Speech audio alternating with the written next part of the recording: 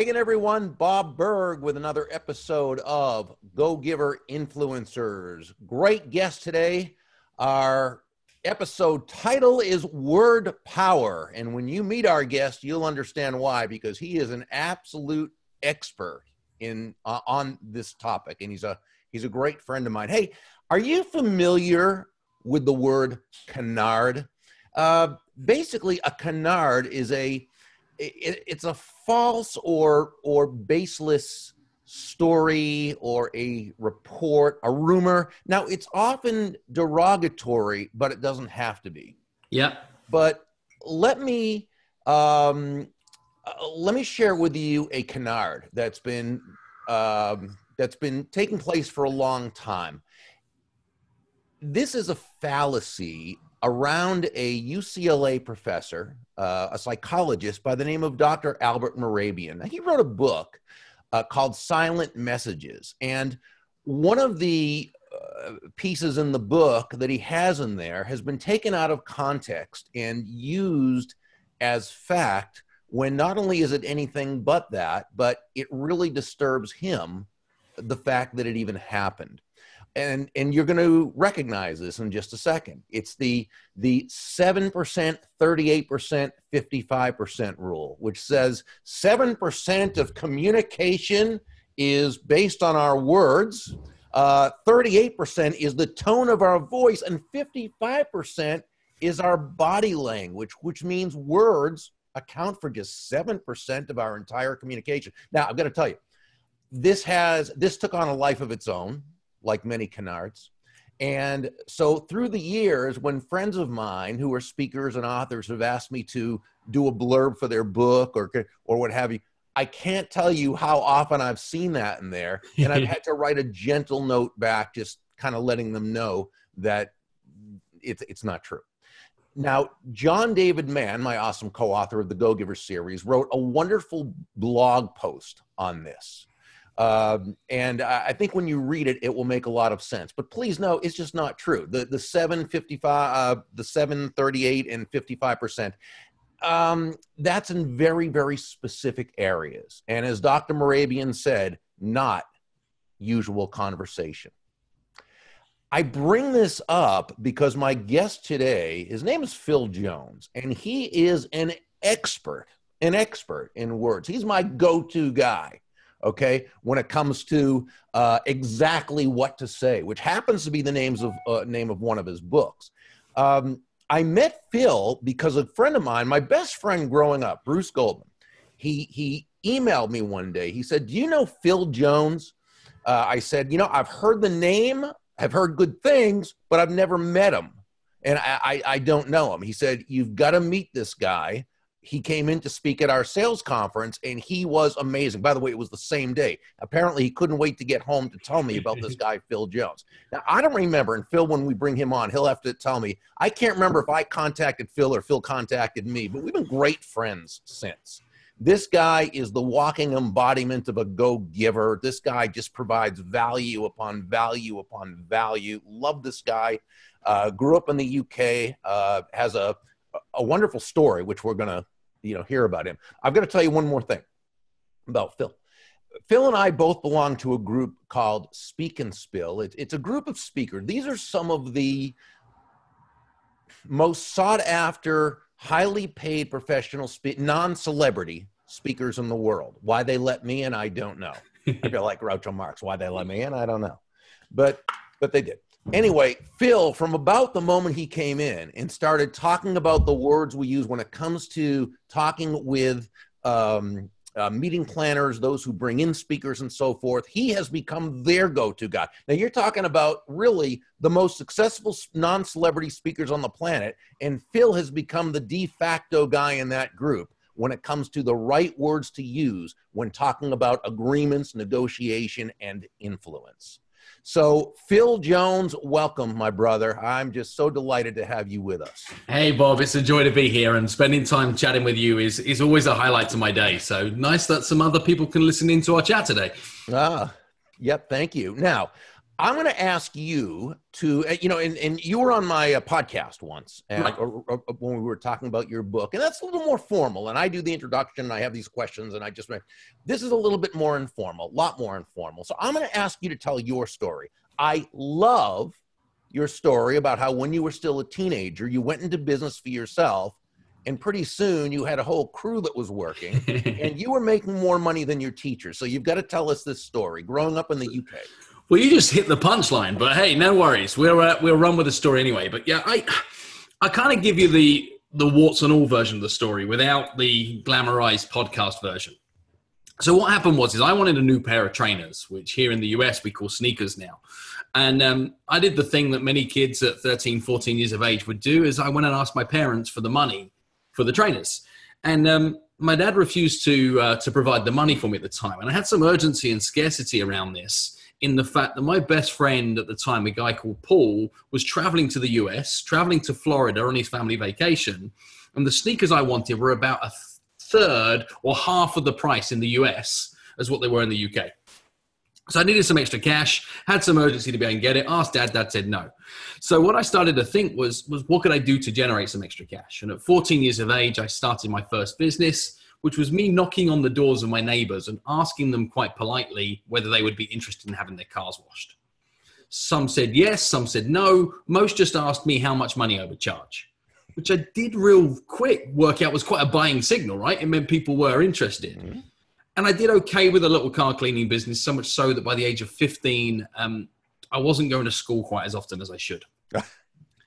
And I remember getting invited in by my school teachers, questioning my attendance, saying, Phil, why didn't you come to school? And I remember specifically responding with a question. And the question I responded with was, how much money are you making, sir? And my school teachers refused to tell me the salary at the time.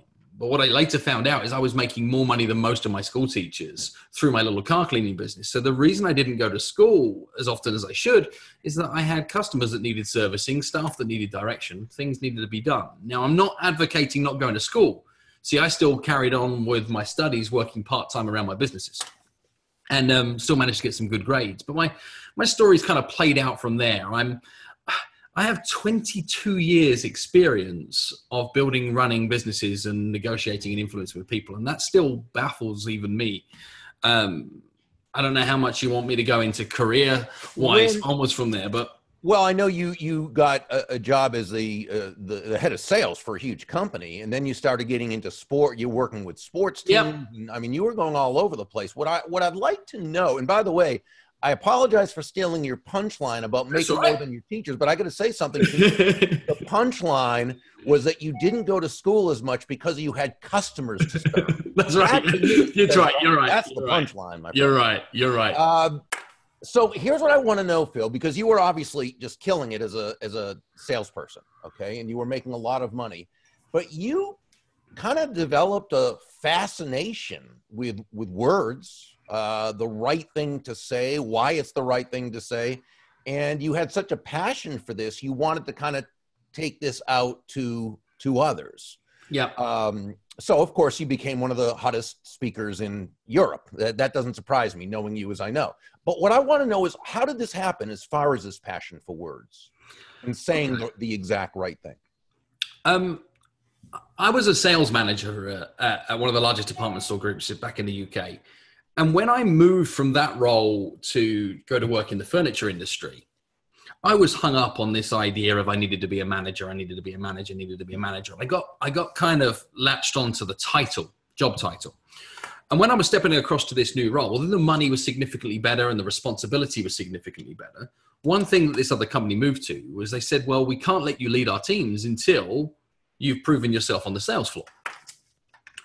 So this became this giant step back. Now, what I was doing is I was entering into an environment with the largest furniture retailer in the UK, where I was being asked to lead teams. I was probably 22 at the time, and their policy was they didn't recruit sales staff under the age of 25. So I had to go in and earn my stripes early days, but then I was thrown into another set of scenarios where I was looking to lead teams where the instant response back was, who's this kid? What the hell can he teach me? What on earth has he got? What is my boss up to? Like, what's this all about? People have been in their roles 15, 20, 25, 30 years thinking, what can they learn from me? So for fear of not getting the respect that my job title perhaps could have commanded me, I learned real quickly you need to earn respect. And I figured one of the best ways that I could earn the respect of the group of people that I was looking to lead was to understand their challenges, their obstacles better than they understood them themselves, and also study the success of those that were remarkably brilliant at what it was that they would do. So what I did in my first week is I listened to all the good news. Then I dismissed all the stuff that people would tell me that was all bravado and hearsay. And then I listened and I listened and I listened and I listened. And I learned that the difference between those that were killing it and those that were doing just so-so, it wasn't just hard work, endeavor, skill set, product knowledge, all the other things people think it is. The key difference is the people that could consistently crush it, they had developed this formula of knowing exactly what to say, when to say it, and how to make it count. They learned that so many of the conversations they were having were predictable, were repetitive, were bordering on monotonous. But if they learned how to play those conversations with authenticity, then they could just be one step ahead and they could guide and influence that conversation. Okay. And that's how you picked up on one. That was where it kind of started. And it fascinated me. And from that point onwards, I've just been fascinated in phraseology, fascinated in questions more than anything. Like, I'm a big believer that almost every argument, every difficult situation, every potential negotiation is lubricated, shall we say, or made easier through the ability of using some of the right words earlier in the conversation. And if there is an outcome in mind that typically is a common outcome for both parties, which typically there is, we can get to that point with less friction and actually make the experience far more enjoyable for every person involved. Okay, so talk about that. What about making a conversation, kind of, we talk about frames, right, and context. Yep. How do we do that? How do we go into a conversation, almost set the frame or the context for it to be a positive conversation? Yeah, and framing and context is one of the most important things. Is what we're looking for in any form of conversation is permission. So you and I can really go anywhere we like with this conversation today because it's already been set up in the frame and the permission that this is a conversation in and around word choices between you and I, and that forces and creates a frame. In a business context, that frame hasn't already been agreed. So the chance to be able to set something up with a mutual purpose is often a good thing.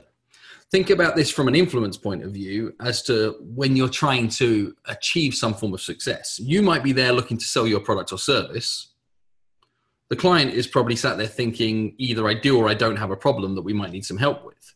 The frame might well be so the reason we're here today is to explore some ideas of how we can work together to achieve X, Y, or Z. Mm-hmm. Now we understand the purpose of the conversation. It's not a purpose of a conversation for me to tell you all about how brilliant I am and one of the wonderful things in my product. It's working towards an outcome. So an outcome-focused frame is a typical default option, is for you to be able to face up a conversation and say, the reason we're here today is X, Y, and Z. If you haven't got to a position of a frame, then often the other person will give it if you show enough interest in them. Right. Now, Nick Babington. Okay. By the way, Phil, you'll see that I'm trying to stretch myself, going way outside the comfort zone by actually looking at the comments, trying to do that without totally messing everything up. So perfect. That here, Nick Babington writes, Phil has done some great work with our business. Nick is not the only one I've ever heard say that, of course, because you do wonderful work with people's business. I want to make sure people know, by the way, before we continue, 2 of your books. One is Exactly What to Say. Yep. Another is Exactly How to Sell. Correct. And I know Kathy well enough to know that before. Yeah, she's already got it up there. Of course she does. Thank you, Kathy. She's already got the link up there. Okay, very good. Words. The difference between, hey, how you doing? And good morning or good afternoon, good evening. Go to the Ritz-Carlton, right? And you see that difference. Or you ask the people at the Ritz-Carlton for help, and they help you, and you thank them, and they'll never say no problem or no worries. They'll never say you're welcome. They'll say my pleasure. Is there really a difference between no problem and my pleasure? I think there is. Huge difference. I mean, my pleasure says I enjoyed that experience. Thank you for gifting me the opportunity to be able to serve you. Right? That's what that says. Yeah. And no problem says, didn't suck that bad. Yeah, right. Exactly. You know, Phil, when I go into schools to speak, and sometimes I'll speak at high schools, and I'll tell them, if you have a job, you know, first of all, they may have a car detailing business, right? Or they may mow lawns, or they may work in a pizza shop. It doesn't matter. Pizza restaurant, doesn't matter. What I say is, here's how you distinguish yourself from every other kid, and you teach yourself how to be of value, okay, in a unique way. When your customers come in, first, you never call them bud or whatever. And actually, yes, there's kids who talk to adults that way when they come in. It's sir or ma'am, but it's also, you know, good evening, not how you doing. It's also when you clear away their tray, if you're the bus person or if you're collecting the money after you mow the lawn or whatever, and they say thank you, you say my pleasure. Imagine as a kid how you set yourself apart, never mind as an adult.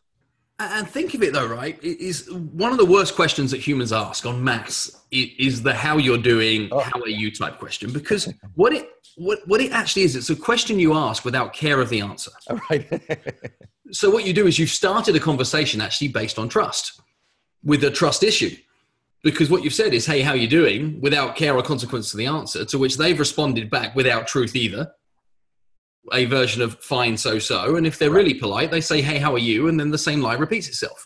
So what actually happens is we've just had noise without purpose on both parts, which says this isn't a meaningful conversation. When somebody says my pleasure, it's uplifting. You even said about the words good morning and good afternoon. And if you open a speech. No, you're right. You don't open a speech with good morning. Right. Exactly. Right.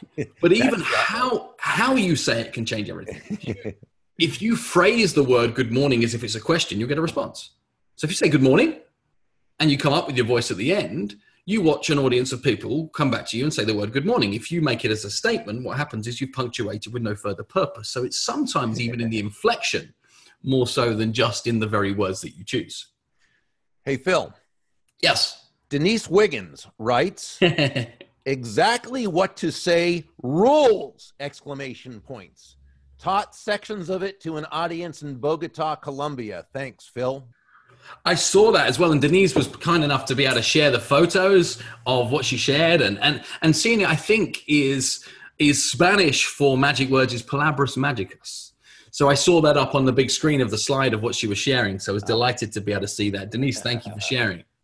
Very good. Oh, Jen Singer just wrote, I am teaching my college kids my pleasure. Thank you, Jen. I love you. That is awesome. Yay, yay, yay.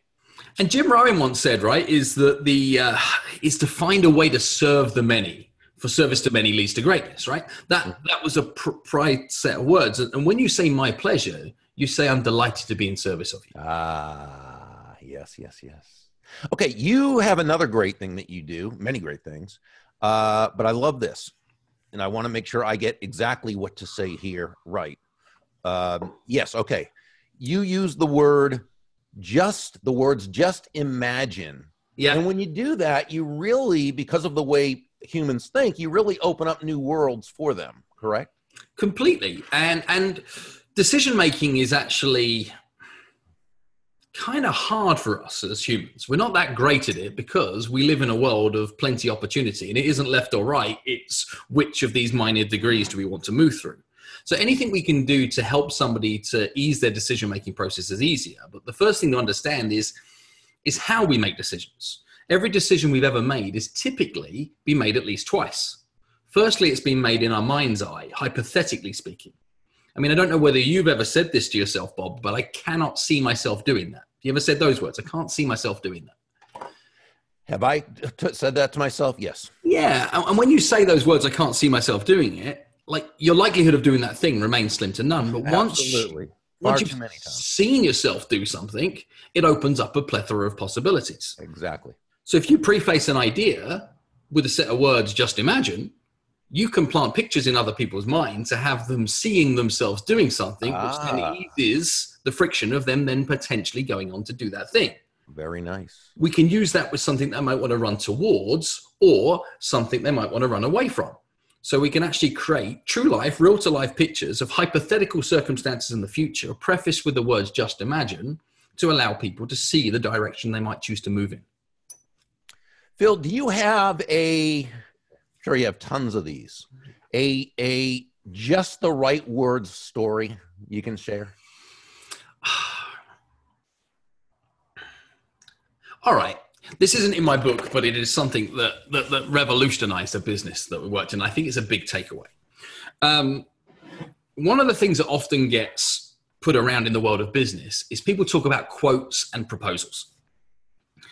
And what happens is a client might say, can you send me a quote, or can you put this onto a proposal? And this has happened through a lot of my clients finding themselves. And they would send out these quotes, and the process would run typically like this.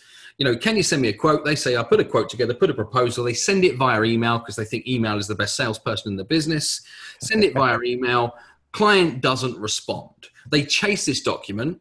First response they get is, I've not got around to looking at it properly yet, which again is typically a lie because they jumped to the bottom, saw the number, but didn't read all the information ahead of it. And then we find ourselves chasing this document, hoping to be able to get a discussion about whether we can move forward with the business or move forward with the proposal. Now, this has been a problem to dozens and dozens of businesses because what's happened is customers have believed that's the process they follow. I ask for a quote proposal, supplier sends quote proposal. I sit on it for a while until it's urgent enough for me to move forward and make a decision. We changed the name of what we called every document, and it revolutionized every business that I've ever shared it with. Instead of calling it a quote or a proposal, we started talking about it as a discussion document. And relabeling it, we create a new frame, coming back to your point about framing earlier on. And now what we would say is I can prepare a discussion document for you. Now I can get that across to you by Thursday, Friday. After Thursday, Friday, when's a good day that we might be able to sit down and discuss the document? A discussion document instead of a proposal. What a huge change in the frame of that very thing. Wow, I love that. And what happened is, I give you a kind of tiny example of one client I shared it with was in the construction business. And this was about, doing extensions and loft conversions and those kind of things. And can you send me a quote? Every other competitor that they would work with would send a quote. He started to change that and reframe it to discussion document. His conversion rate over doubled because he was the one that was having the discussion with the customer about the changes and the adjustments and the variations that were required to turn the original quote into a structured, detailed set of recommendations for what the client really wanted. Because more often than not, we're shooting blind with some of those documents, and they do require a discussion to be able to turn it into what's really necessary. Some feedback. Jeff West, who's a great salesperson now a sales speaker, author. He was for many years, Phil, a state sales coordinator for Aflac, and built a huge, just a humongous organization. He says that is brilliant. When Jeff West says that is brilliant, then that is brilliant. Jeff said, I will be using that. Denise Wiggins wrote, wow, for what I do, I will be using in caps, discussion document moving forward. Thanks. See, I told you guys you were going to love Phil. I got dozens of these things as well. And if we got time, why don't we just throw another one out as well? Go ahead, of course. Fun. And what happens in almost every business in the land is there are a set of questions that they know they're going to be asked. Like the phone rings almost every single day, and a potential customer asks the exact same question time and time again. And we think that we're smart because we know the answer to that question. The key thing to remember is the person who's in control of any conversation is the one who's asking the questions, not the one who's answering the questions. I do a huge amount of work within the hearing care profession. And the question that they get asked time and time again by a potential customer coming in is, how much are hearing aids? So it's quite an honest and okay, trustworthy question for them to be able to ask. And what it does is it puts this supplier on the back foot. They don't know how to answer this question. So what they do is they sometimes become evasive and they give a range and they say things like, well, it could be from here to here. Or they say, I'm not telling you, you need to come in. Like, that's not exactly what they say, but they spend a long period of time basically saying, I'm not telling you. And this has been a challenge in this industry across the board. I reframed this within giant groups full of people within the same business, using the same principle that I just taught, that it's the person who's asking the question that's in control, and taught groups full of people to respond to this question in a completely different way. Because there's only 3 reasons somebody would be asking that question. And I think this is what we need to think about first to communicate more effectively with words, is to know the why behind the ask. The reason somebody was asking how much a hearing aid is, number one, they might be interested, but they don't want to be embarrassed. They don't want to turn up, don't want to go through a consultation and then be presented with a price that's outside of their reach that makes them feel embarrassed to enter into a conflict. Right.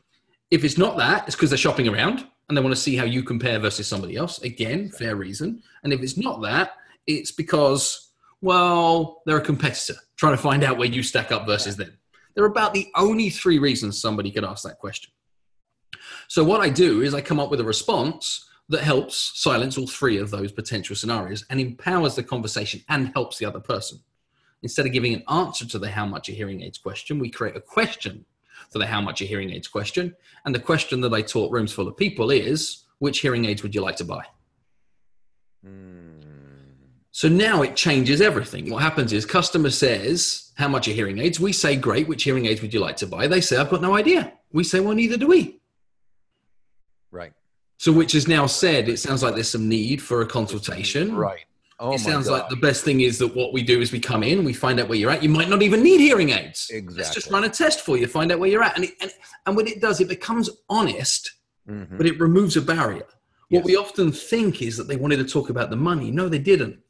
They wanted to know it's okay to turn up and you're not going to threaten me. That was just so brilliant. That was such brilliance right there. And regardless of what business you're in, you can take that and you can gear that to, you can mend that, you can mold that to your business. That was wonderful, wonderful. Phil, we are just about out of time. As always, when I speak with you, it goes much too fast, but just a couple things before we go. First, his books, Exactly What to Say and Exactly How to Sell. And Kathy has put those in the thingies over there, whatever they are. In the links, yeah. Thingy, sorry to be so technical. Also his website, and she put that there too, but I think, what is it? Phil, not A. Jones, PhilMJones.com. But tell us, you've got a Facebook Live show that you're doing now. Tell us about that and how people can connect with you. Yeah, and not so much a Facebook Live. We're producing a new show right now, and I'm going to run it through YouTube. We'll share it through Facebook and those things. And I'm going to create an archive of content that my thing is words, love words. And some of the people that I know that I would now call my friends are passionate about a given word too. So we've created a new series that's called Words with Friends. It launches in its entirety at the end of this month. The kickoff episode was with a kind of reasonable guest, and that was with you, Bob. So that was like so-so. No, we kicked off with that, and I wanted to get that one out because so excited about your new book. And we talked about influence. But we got other words we're talking about with great friends. We're talking crisis, talking remarkable, we're talking creative, we're talking unbelievable. We're taking a number of words that get thrown around, innovation, motivation, etc. And we're exploring that word, how it impacts on the world. And if people want to find out more about that, just plug into any of my social networks. You'll find in there, or stop by philmjones.com, add yourself to the mailing list, or just connect up on whatever social preference is your preference, and keep your ears open. Okay, excellent. A couple more comments. Christella Amanku, and I hope I pronounced your name correctly, so that was brilliant. Jeff Edmonds, RFDD, yep, brilliant. Denise Wiggins, this is exciting. Love that you keep us wanting more. That's Phil. Denise Wiggins wrote, no, don't go. And there's lots of other great comments there, and I'll look forward to coming back and being able to read everything here because, again, I'm trying to multitask. It's just not my thing. And Bob, what I would say here is if anybody has a question, a scenario, a comment, and wants to follow it in the thread on the Facebook page, then I'll be keeping an eye on that thread. Happy to copy, jump in with some comments and help support anybody who's listened to the show so far. So instead of going to school where you're making more money than your teachers, you're going to service your customers by coming over here and answering any questions. You got it. I love that. Well, this will do it for another episode. Phil, thank you so much. Best of continued success with everything you're doing. You're just such a great guy. And I'm honored to call you my friend. And because you are from the UK, I'm spelling honored, Honored. The right way, right? Because what's the language that you speak again? Yeah, I speak, I think the language is called American. Oh, okay, gotcha. Because I went over to the UK to speak last year, and I realized I don't speak English. So, yeah. So that will do it from here, everyone. For Go Giver Influencers, I'm Bob Burg. Next week, I'll be away. Kathy Tajanel will be guest hosting, and you're going to have a great time with her. And I'll see you back here in 2 weeks. Appreciate you very much. Make it a great day.